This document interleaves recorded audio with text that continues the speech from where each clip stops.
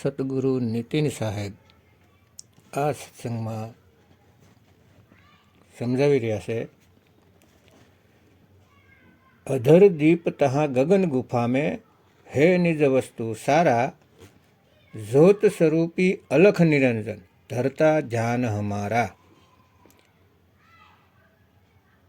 કબીર સાહેબ ઈશારો બતાવે છે, શેન આપે છે કે અધર દીપ એટલે કે એક એવું દીપ જે નિરાધાર છે।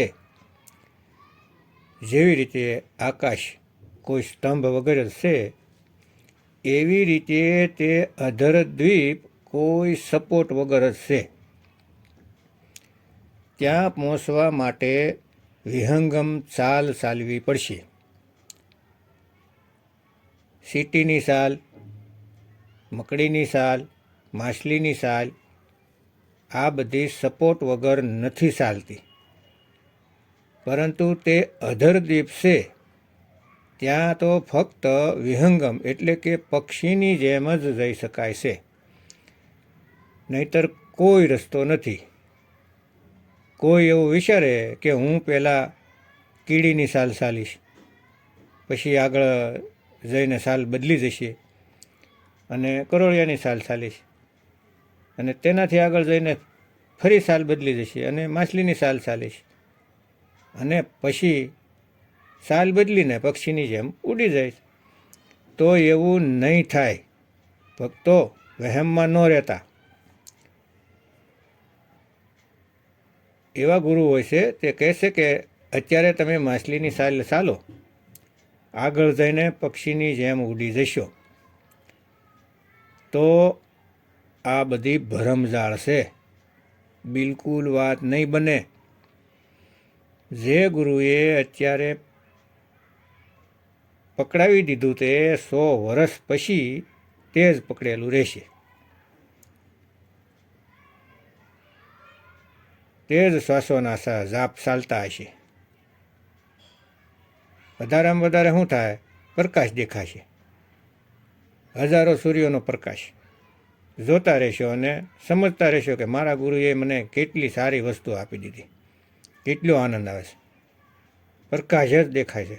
પણ મારા ભાઈ, આ પ્રકાશ ત્યાં સુધી છે જ્યાં સુધી તમે શરીરમાં છો, કેમ કે આ તત્વોનો પ્રકાશ છે, અને તેને જે જોઈ રહ્યો છે તેને પોતાની જ ખબર નથી કે તે કોણ છે।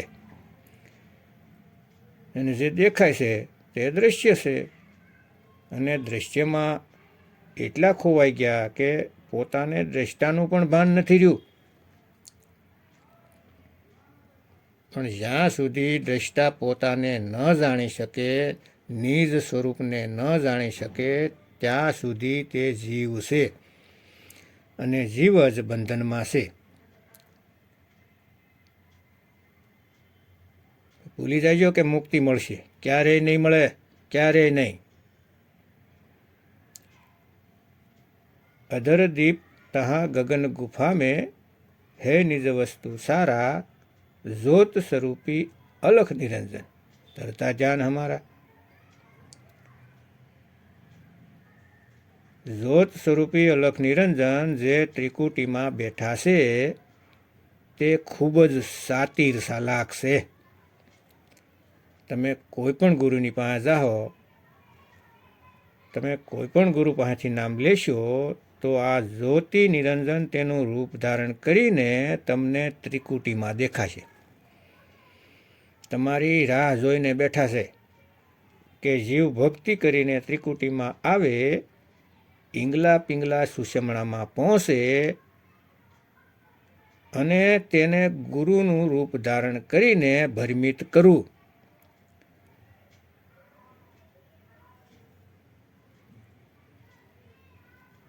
અને તમને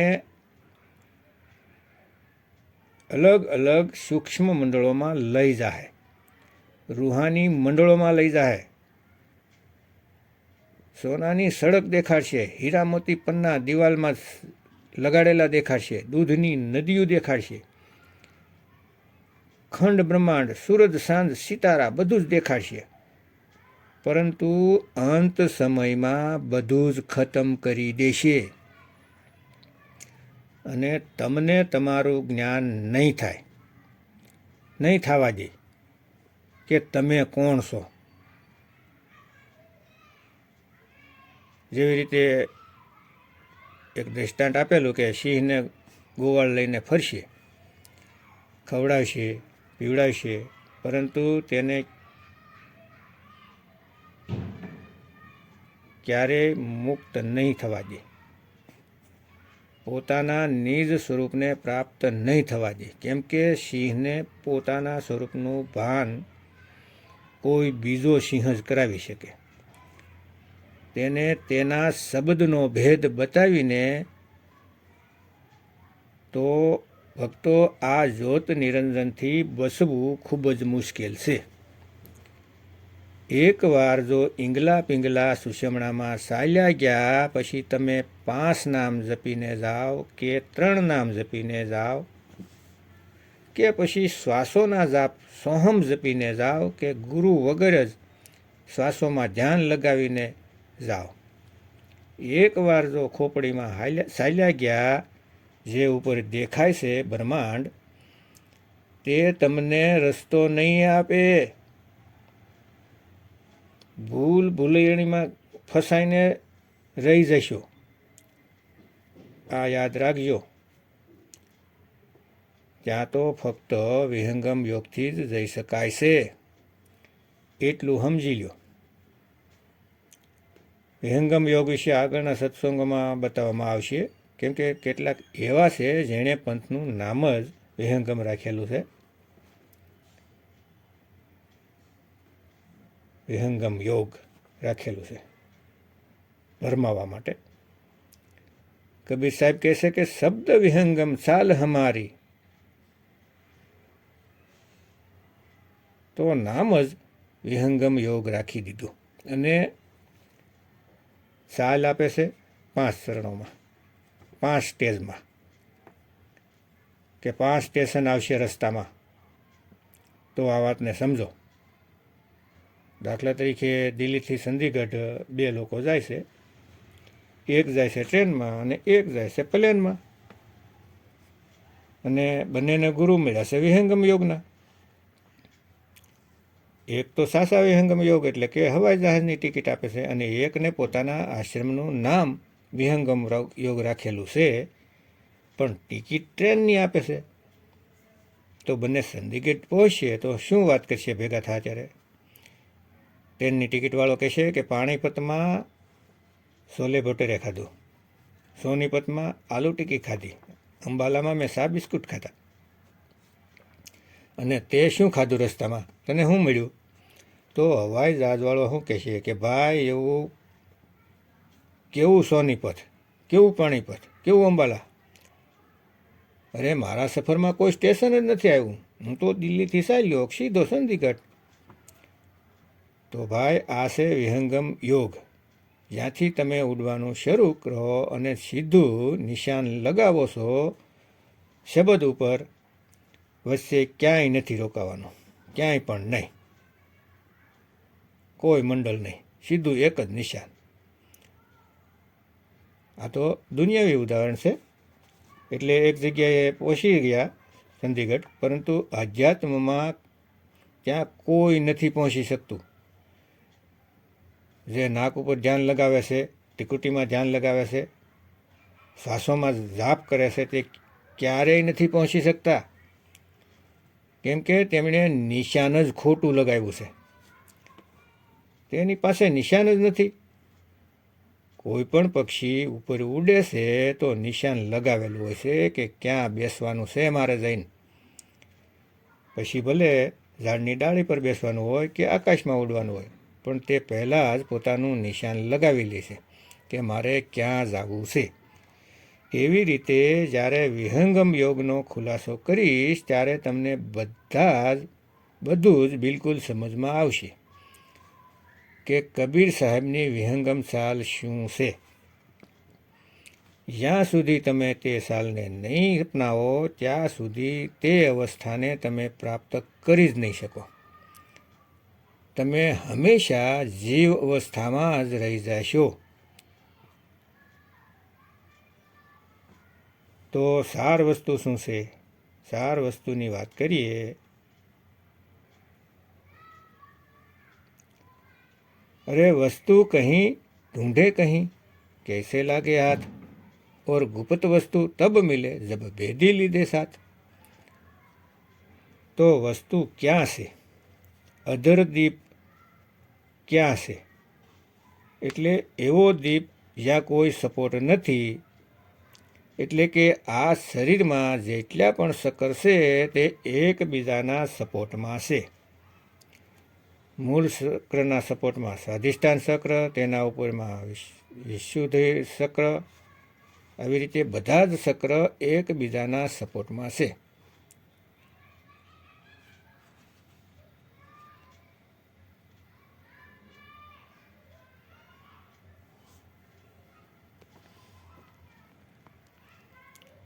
અને આ બધા સહસ્ત્રારમાં એટલે કે દસમ દ્વાર સુધી જઈને બધું ખતમ થઈ જાય છે. 3 લોક ખતમ થઈ જાય છે. પરંતુ આ 3 લોકમાં તે સાર વસ્તુ નથી. કોઈ એમ કે શ્વાસોમાં સાર છે, તો નથી. શ્વાસોમાં તો સુરતા ફસાણી છે, કેદી છે, બંધનમાં છે. सूरत फसी संसार में तासे पड़ गई दूर, सूरत बांध स्थिर करो आठो पहर हजर. तो क्या स्थिर करशो? सुरता अने श्वासोनुं तो बंधन से. आज तो जन्म मरणनुं कारण छे. अने फरी उठावीने श्वासोमां सुरतीने लगावशो जे पहलाथी ज तेमां रमी रही छे. तो गांठ उपर बीजी गांठ लगावी देशो, खोलशो नहीं.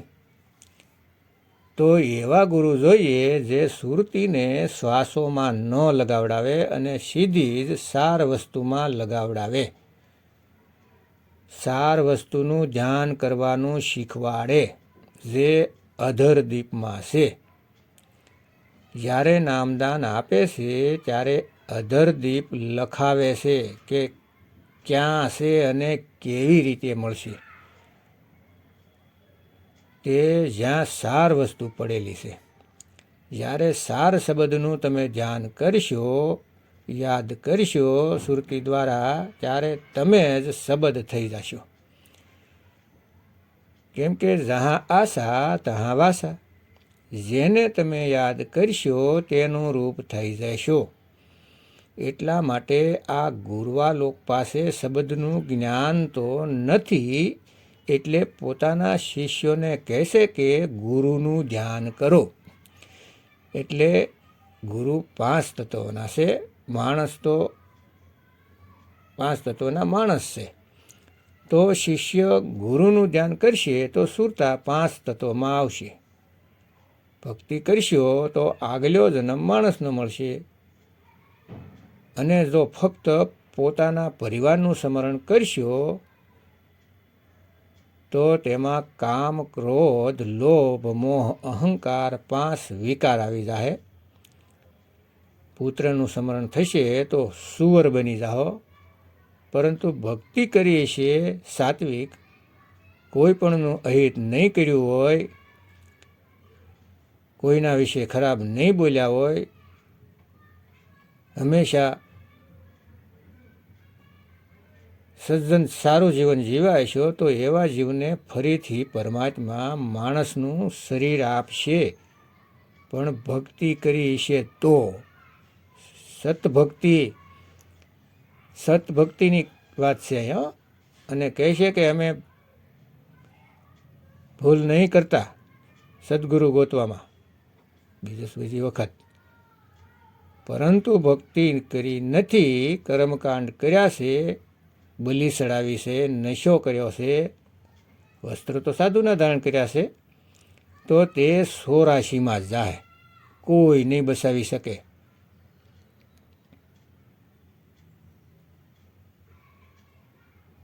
આગળ કહેશે કે જે અલખ નિરંજનની બધા જ પૂજા કરી રહ્યા છે, જ્યોત સ્વરૂપનું ધ્યાન કરી રહ્યા છે, જેટલા પણ પંથ ત્રિકુટીમાં ધ્યાન લગાવડાવે છે તે જ્યોત નિરંજન એટલે કે કાળ નિરંજનનું ધ્યાન કરે છે.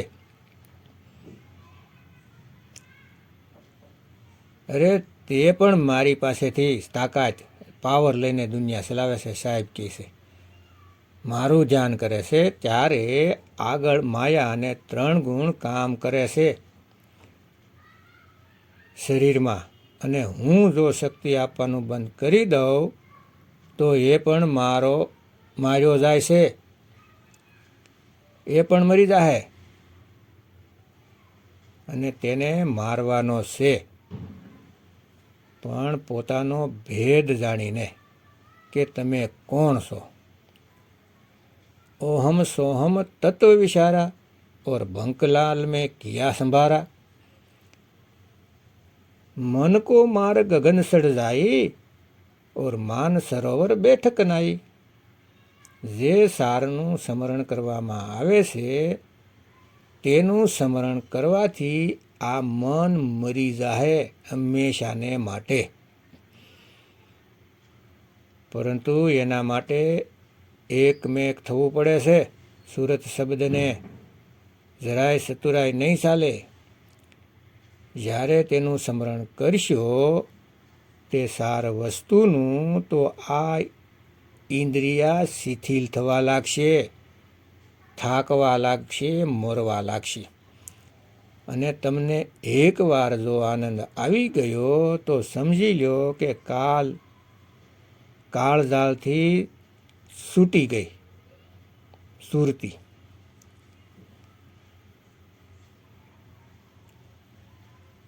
પછી સુરતી આ ઇન્દ્રિયોના વશમાં નહીં આવે.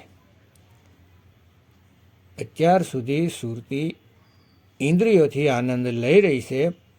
મન ઇન્દ્રિયો દ્વારા સુરતીને ફસાવીને બેઠું છે, તે એની સાથે નહીં રહે. પછી તો મન મરી ગયું સમજો. આગળ કહે છે કે હાડ સામ લહુ ન મેરે,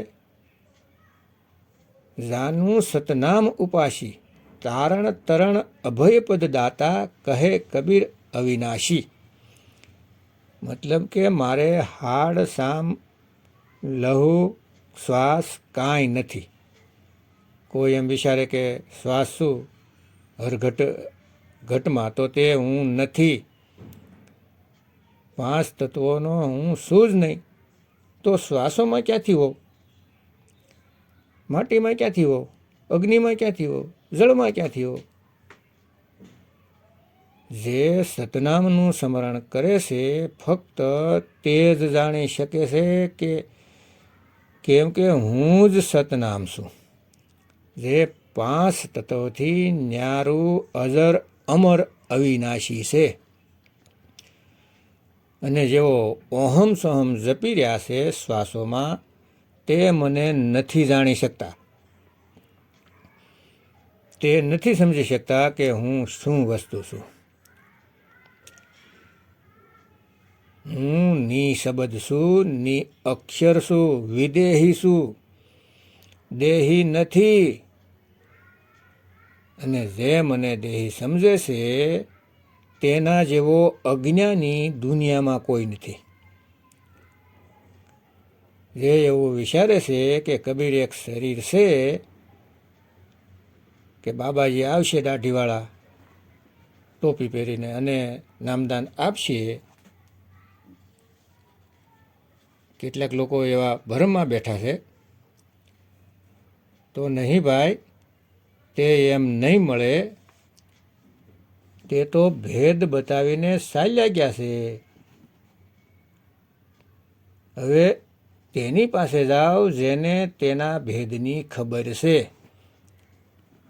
નામ હમારા સબ જગ લેતા, ભેદ હમારા કોઈ નહીં કહેતા.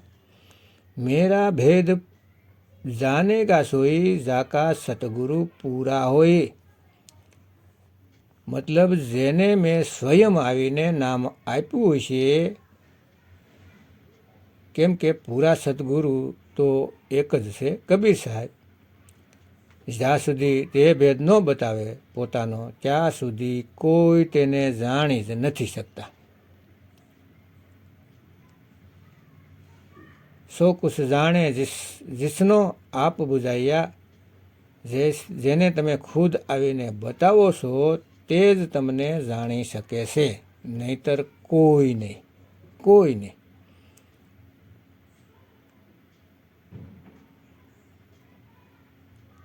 તારણ તરણ, અરે હું તે અવિનાશી છું જેને કબીર કહે છે.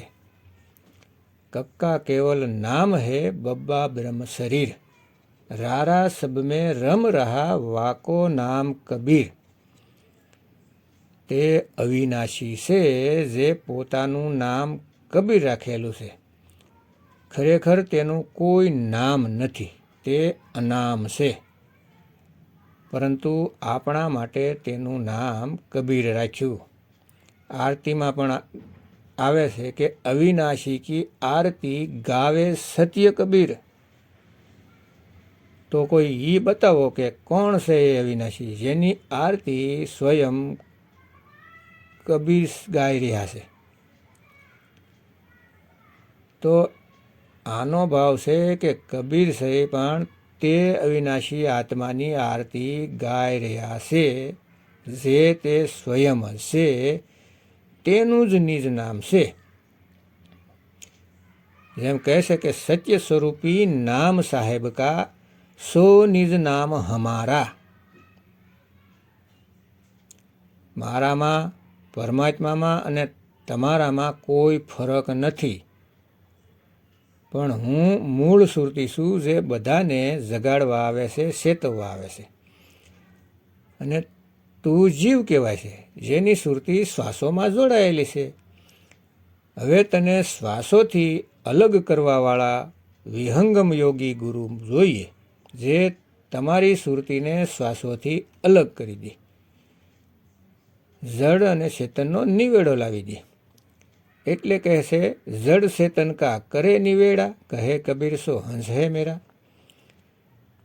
શ્વાસોથી અલગ કરવાવાળા મળે તો વાત બને, પણ જેટલા મળે છે તે શ્વાસોમાં ઉલઝાવાવાળા મળે છે. શ્વાસોમાં જ ધ્યાન લગાવડાવે છે, ફરીથી ગાંઠ ઉપર ગાંઠ લગાવીને રહ્યા છે, ખોલાવી નથી રહ્યા. આવા લોકોને જીવપંથી બોલે છે. કબીર સાહેબના 12મા પંથમાં એક જીવપંથી છે. જેટલા પણ સોહમવાળા છે તે બધા જીવપંથી છે, કેમ કે જીવનું નામ જ સોહમ છે. અહીંયા આપણે સોહમ સોહમ કરવા નથી આવ્યા, જીવ જીવ કરવા નથી આવ્યા. અહીંયાથી તો જીવને આઝાદ કરવા આવ્યા છીએ. પીવને સમરીને, નિજ નામનું સ્મરણ કરીને, સાર નામને આત્મદેવને યાદ કરીને. જીવ અવસ્થાથી બદલી શકીશું જ્યારે જળ ચેતનની ગાંઠ બની જાય છે તો જીવ કહેવાય છે.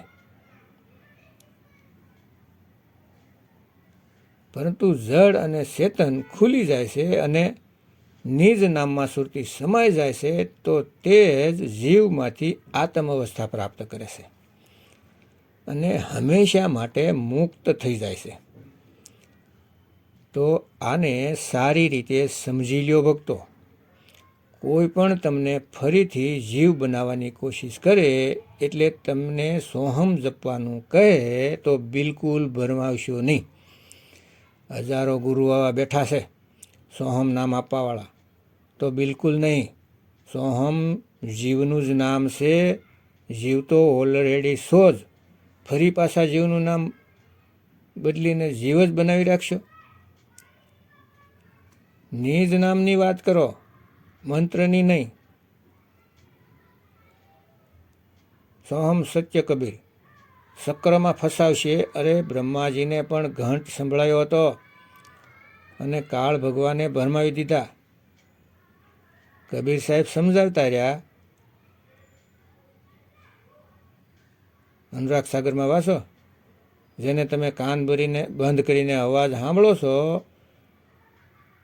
તે બ્રહ્માજીને પણ ભરમાવી દીધા. તો તમે તો કાંઈ નથી, તમે તો આસાનીથી કાળની જાળમાં આવી જાઓ.